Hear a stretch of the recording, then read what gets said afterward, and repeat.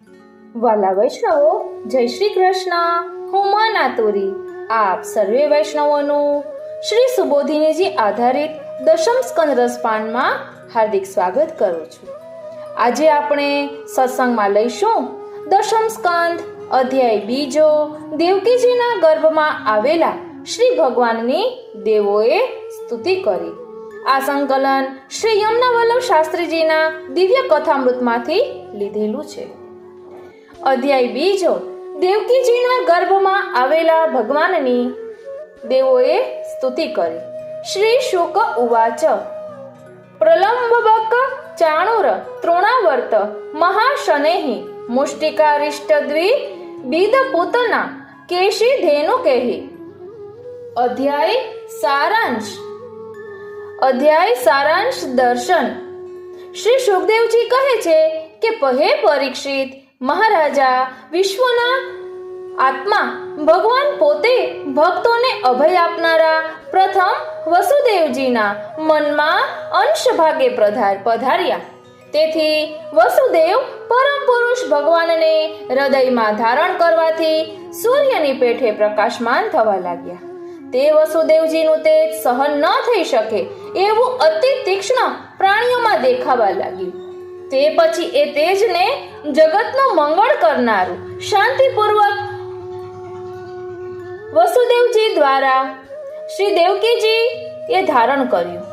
જેવી રીતે પૂર્વ દિશામાં ચંદ્રમાનું ચાંદલું રાત્રિમાં ધારણ કરે છે, ભગવાન આખા જગતના નિવાસ સ્થાન રૂપ છે. પણ તે ભગવાનને દેવકીજીએ જગતના નિવાસ સ્થાન રૂપ બની ગર્ભમાં ધારણ કર્યા. પણ દેવકીજીમાં તે તેજ બહાર પ્રગટ દેખાયું નહીં.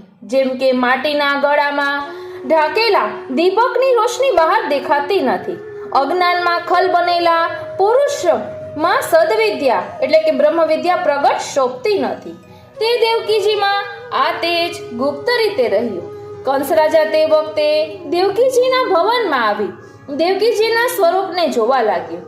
તે દેવકીજીનું હસ્તમુખ દેદીપ્યમાન જોઈ તેના પ્રકાશથી ભય પામી કંસ મનમાં બોલવા લાગ્યો, હાય મારો પ્રાણ હરનારો તે વિષ્ણુ હરિ આ દેવકીના કુખરૂપી પર્વત ગુફામાં અવશ્ય પેસી ગયો છે. આ દેવકીનું તેજ પહેલા આટલું બધું નહોતું, હવે આ બાબત મારે તુરંત જ તેનો નાશ કરવાનો શું પ્રયત્ન કરવો?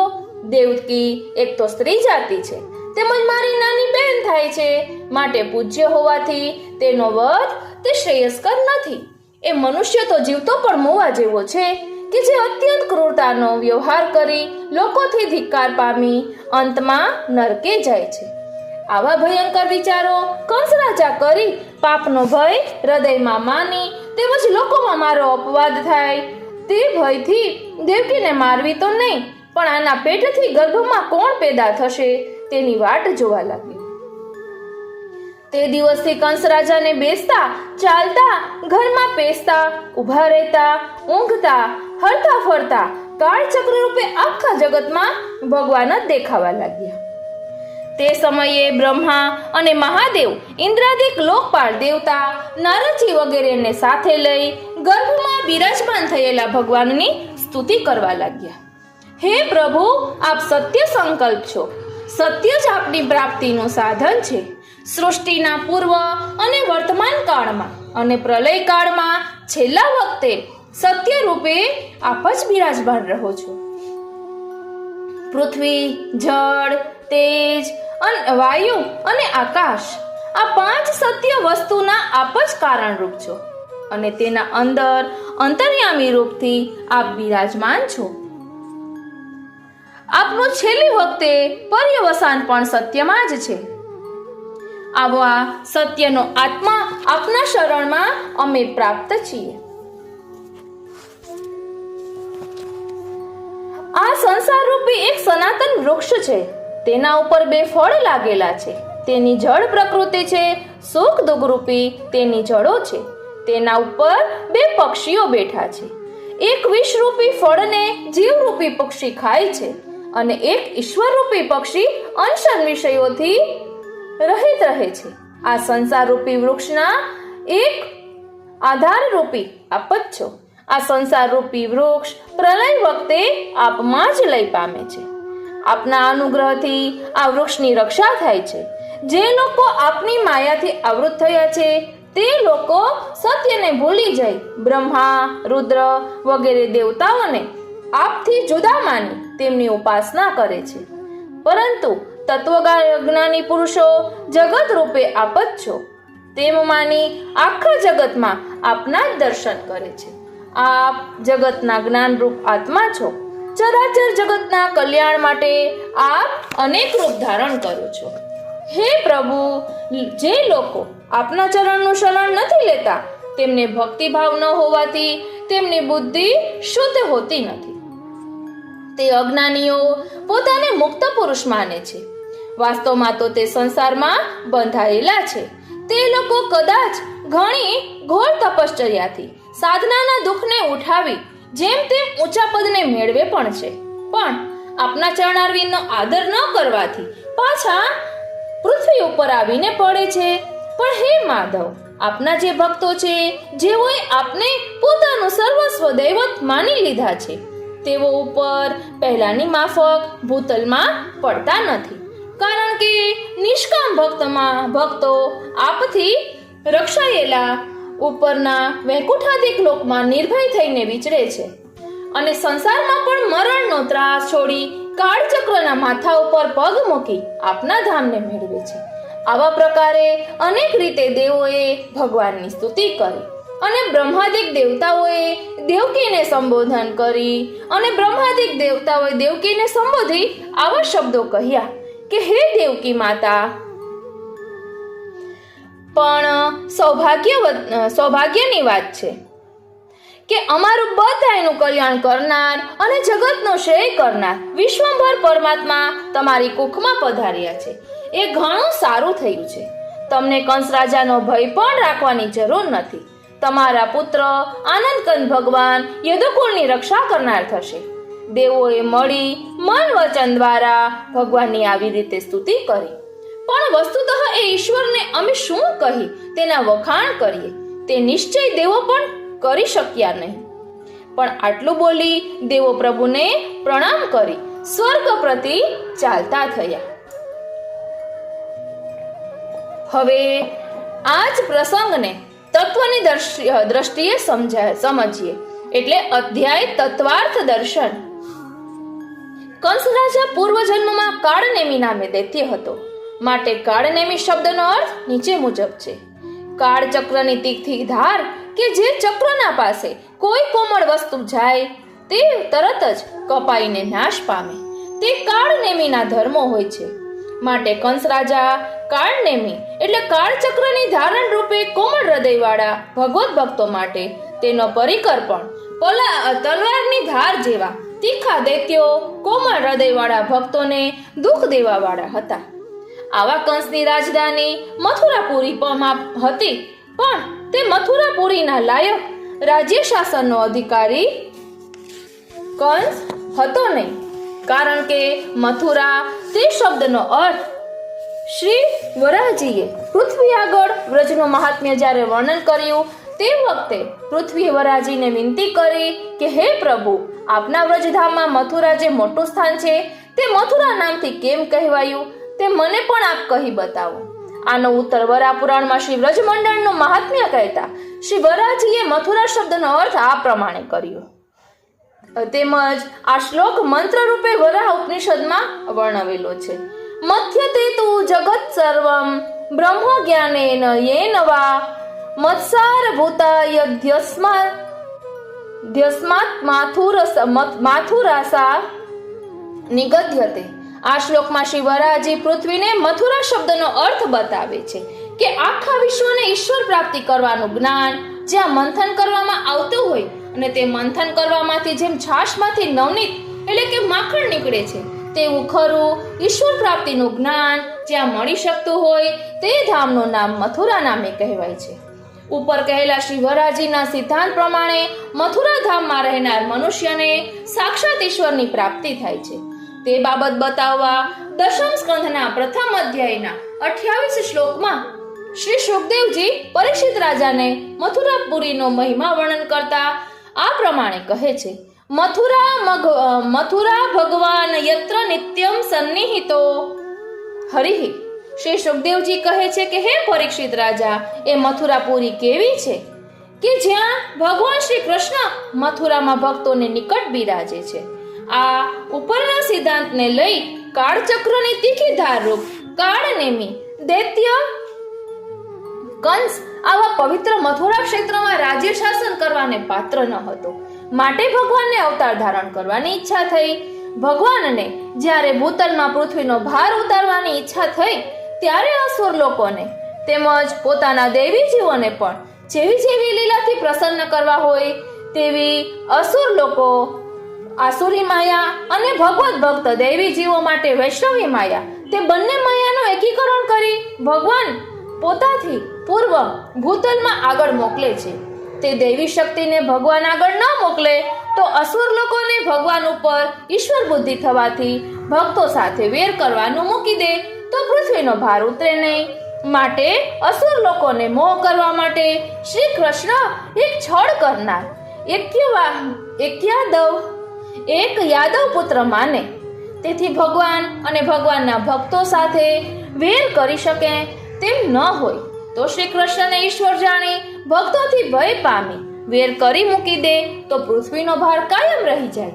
તેમજ દૈવી જીવો માટે ભગવાન દૈવી શક્તિ યોગમાયા રૂપે ભૂતલમાં મોકલે છે. તેથી પ્રૌઢ લીલાવાળા નંદાલયના જીવોને તેમજ દેવકી વગેરેને પુત્ર રૂપે સુખ આપી ઈશ્વર ભાવ યોગમાયા દ્વારા ગુપ્ત રાખે છે.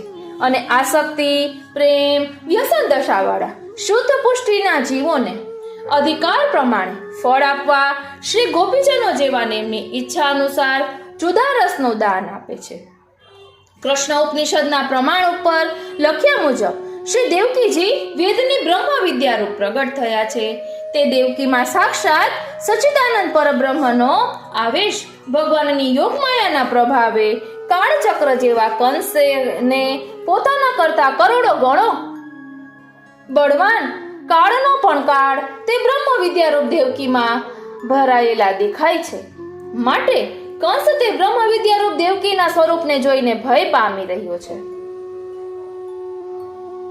ભય પામીને પાછો વળે છે.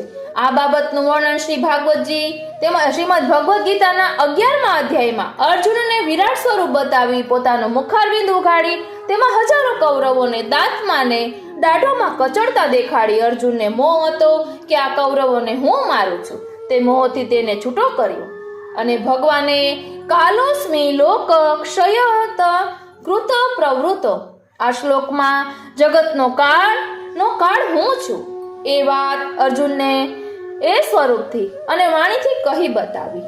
પણ અહીંયા કંસ રાજા અર્જુન જેવો ભક્ત ન હતો. માટે હું કાળ રૂપે છું એ દેવકીના સ્વરૂપમાં વાણીથી ન કહ્યું, પણ દેવકીના સ્વરૂપમાં અને આખા જગતમાં કાળ રૂપે કંસને ભગવાન દેખાવા લાગ્યા. તેમાં પણ ભગવાનના હૃદયમાં ઘણા ઊંડા રહસ્યનો ભાવ હતો. કારણ કે કંસ મને આખા જગતમાં કાળ રૂપે જોશે તો જ કીડા અને ભમરીના ન્યાયથી, એટલે જેને આપણે કીટ ભ્રમર ન્યાય કહીએ છીએ, એ ન્યાયથી મારી તદરૂપતાને પ્રાપ્ત કરી શકશે. કારણ કે જેના ઉપર મરતી વખતે મારી દ્રષ્ટિ પડી જાય છે તે ગમે તેવા પાપી હોય ને તેનો હું ઉદ્ધાર કરું તો મારા હાથે સ્પર્શ કરી જેને હું પોતે મારું તેનો ઉદ્ધાર ન થાય તો મારા ઈશ્વર ધર્મમાં બાધા આવે. માટે આખા જગતમાં કંસને તદ્રૂપતાના ભાવથી ભગવાન કાળ રૂપે દેખાવા લાગ્યા. આ અધ્યાયના શ્લોકમાં એવું વર્ણન આવે છે કે પ્રથમ ભગવાન વસુદેવજીના મનમાં પ્રગટ થયા. પછી વસુદેવજીએ તે સ્વરૂપને સાક્ષાત અનુભવ મેળવી તે સ્વરૂપને દેવકીના ગર્ભમાં પધરાવ્યું. લોક દ્રષ્ટિએ પણ એવો ન્યાય છે કે કોઈ પણ પ્રભુ સંબંધી સત્કાર્ય કરવાનું ચિત્ર પ્રથમ આપણા મનમાં પૂરેપૂરું ચિતરાઈ જાય ત્યાર પછી તે વસ્તુનું સ્વરૂપ પ્રગટ થાય છે. દેવકીના ગર્ભમાં ભગવાન જે વખતે પધાર્યા તે વખતે દેવોએ બ્રહ્માજીને આગળ સ્તુતિ કરી. તે સંબંધમાં ખાસ અમુક અગત્યની જાણવાની તાત્વિક સિદ્ધાંતની અહીંયા બતાવવામાં આવી છે. ભગવાનની ગર્ભસ્તુતિમાં એક શ્લોક નીચે મુજબ વર્ણન છે. ત્વમેક એવાસ્ય સતા પ્રવૃત્તિહિ. આ શ્લોકમાં બ્રહ્માજી ભગવાનની સ્તુતિ કરતા કહે છે કે આ જગત સત્ય છે, તેને પ્રસવ કરનાર એટલે કે ઉત્પન્ન કરનાર કારણ રૂપે આપ એક જ છો. આ ઉપરના સિદ્ધાંતને લઈ દેવોએ આ જગતને સત્ય બતાવ્યું છે, પણ શંકરાચાર્યના સિદ્ધાંત પ્રમાણે બ્રહ્મ સત્યમ જગન મિથ્યા. આ સિદ્ધાંતને લઈ શંકર મતવાળા બ્રહ્મને સત્ય કહી જગતને મિથ્યા માને છે. આ બાબતનો ખુલાસો આ નીચે અધ્યાયના પુષ્ટિ સિદ્ધાંત દર્શનમાં કરીશું. ઓ શ્રીનાથજી, તો ચાલો હવે આ બીજા અધ્યાયનું પુષ્ટિ સિદ્ધાંત દર્શન સમજીએ. પુષ્ટિ સિદ્ધાંત પ્રમાણે કંસ રાજા કાળનેમી દૈત્ય અર્થાત કાળચક્રની તીક્ષ્ણ ધારા રૂપ છે. એ જ્યારે ભક્તોને બાધા પહોંચાડે ત્યારે ભક્ત પુરુષો એટલે કે દેવ પુરુષો ભગવાનને પોકાર કરે અને આર્ત સ્વરે પ્રકટ થવા વિનંતી કરે, ત્યારે ભગવાન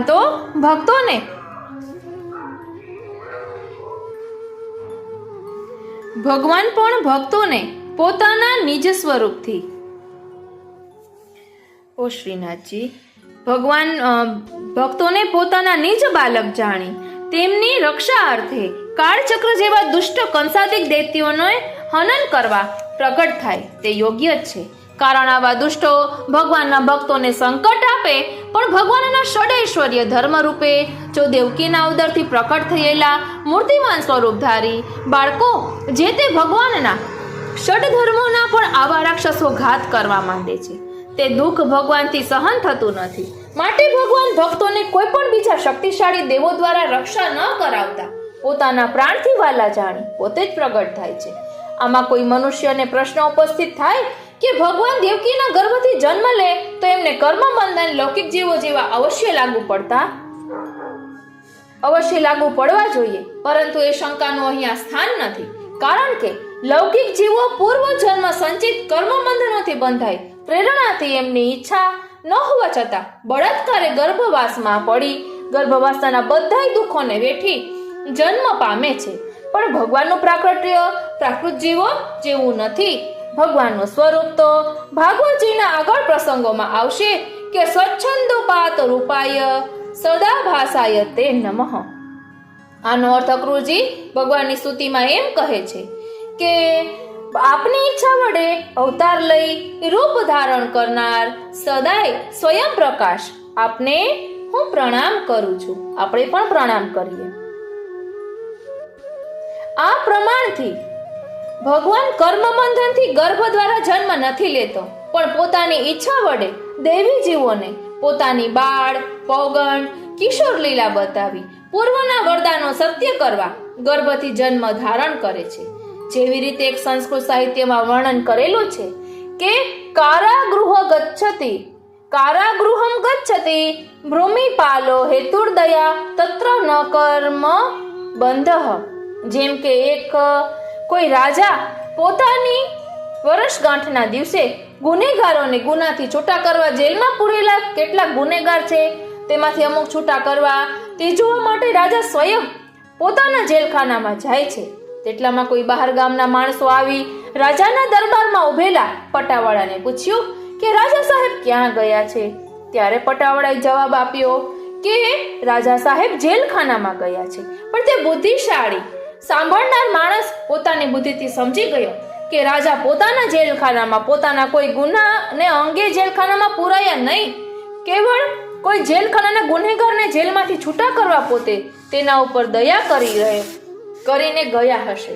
આ ઉપર લખેલા દ્રષ્ટાંત અનુસાર ભગવાન દેવકીના ગર્ભરૂપી જેલમાં પોતાની ઈચ્છા વડે પધારી સંસારના કર્મ બંધનની જેલમાં પુરાયેલા જીવોનો ઉદ્ધાર કરવા પધારે છે.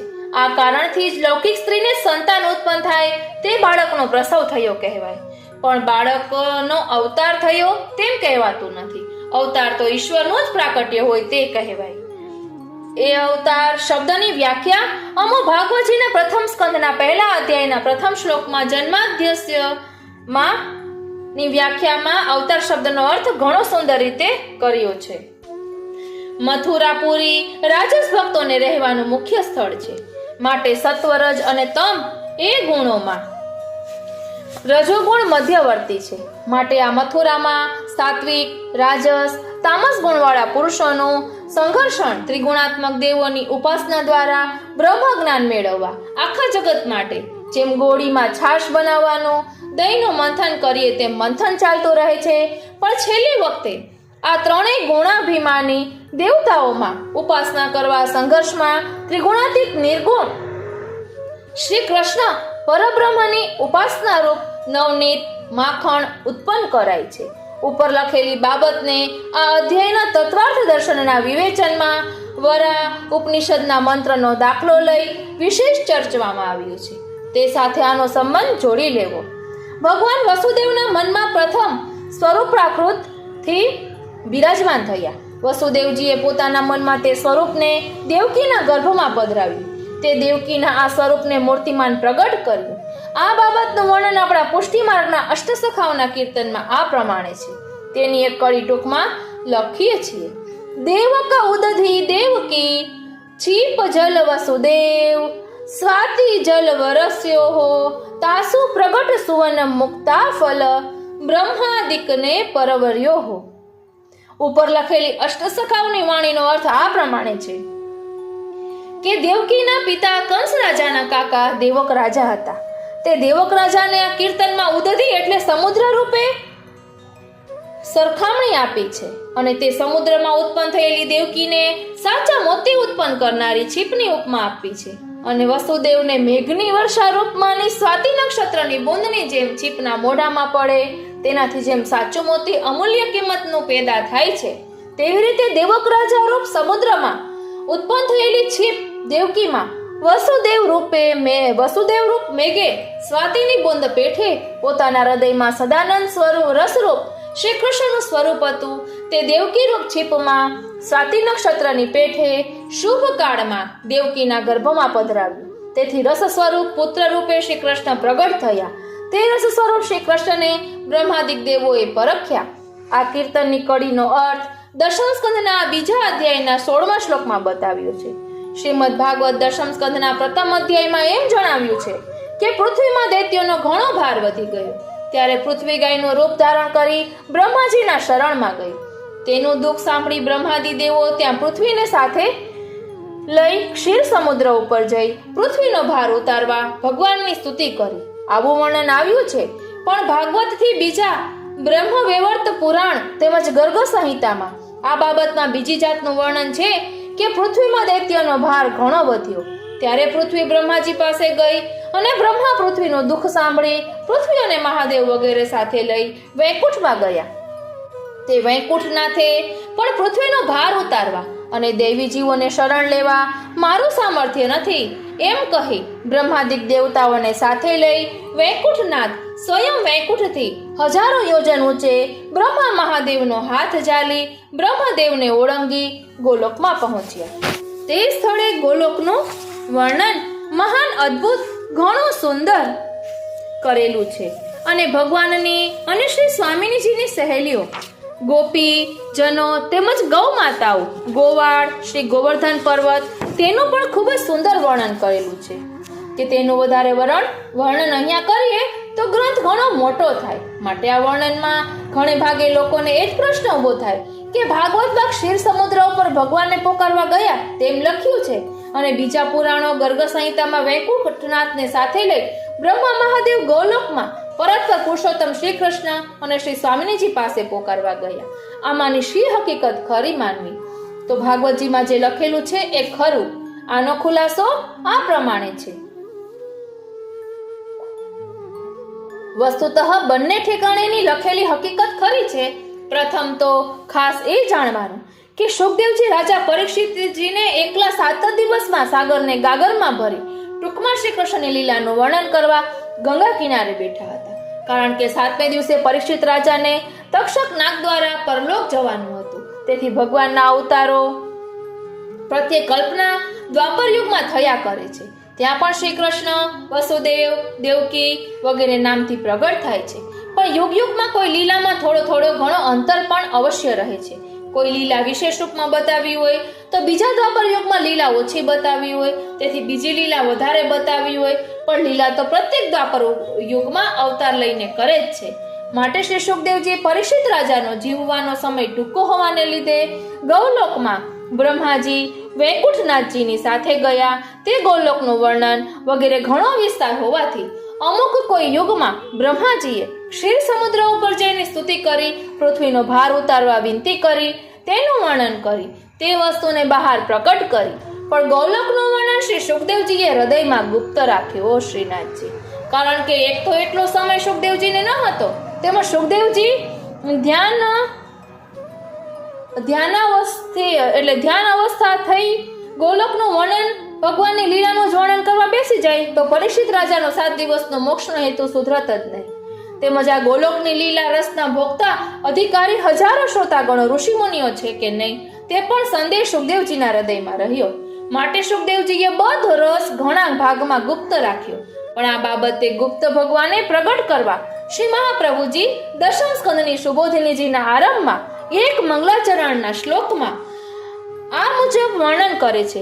તેમાં ક્ષીર સમુદ્ર અને તેમાં બિરાજમાન નારાયણનું સ્વરૂપ અને લક્ષ્મી ભગવાનની સેવા કરે છે તેની સરખામણીનું વર્ણન તે આ શ્લોકમાં છે.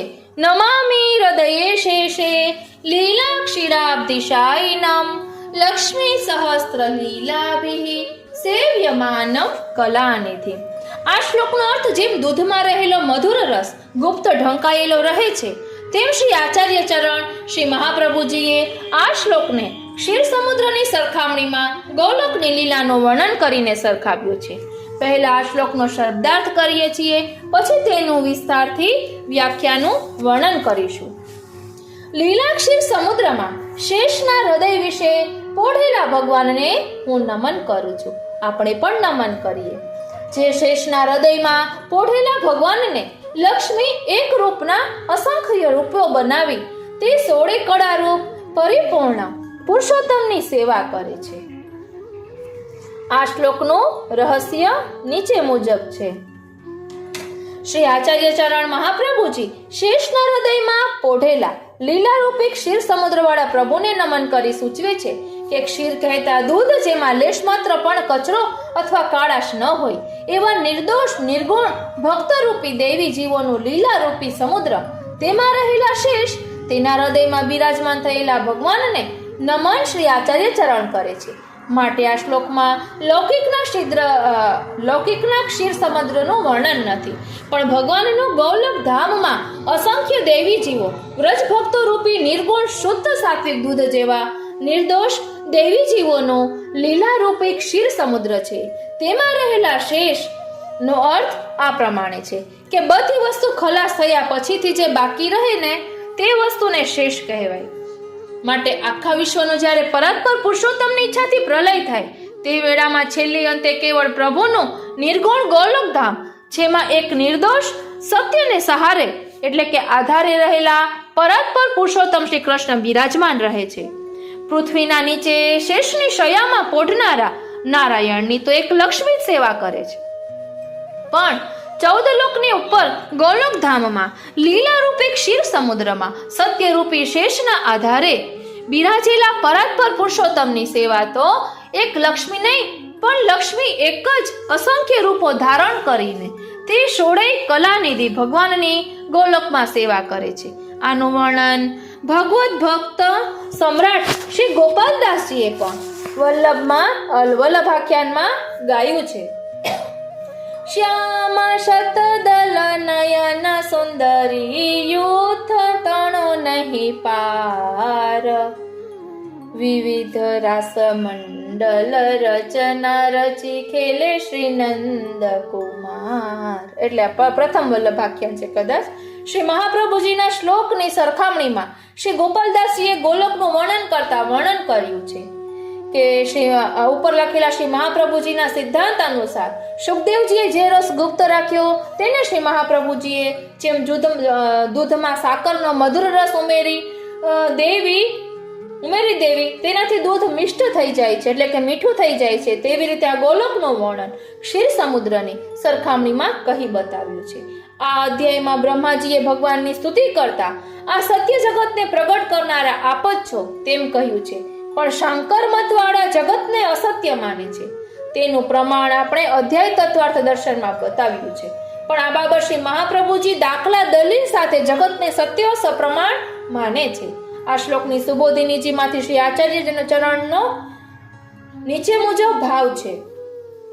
યદિ બ્રહ્મ સત્ય છે તો તે બ્રહ્મથી ઉત્પન્ન થયેલું જગત પણ સત્ય જ છે.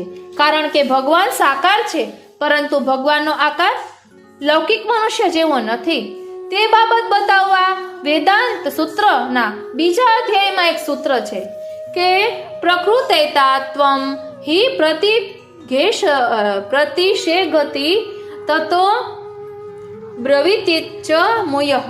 ઓ શ્રીનાથજી, આ સૂત્રમાં જણાવે છે કે બ્રહ્મમાં પ્રાકૃત જીવો જેવા ધર્મો નથી, પણ અપ્રાકૃત અલૌકિક લૌકિક ધર્મોથી વિરુદ્ધ ધર્મો છે. તે બાબતને પુનઃ કહીએ છીએ.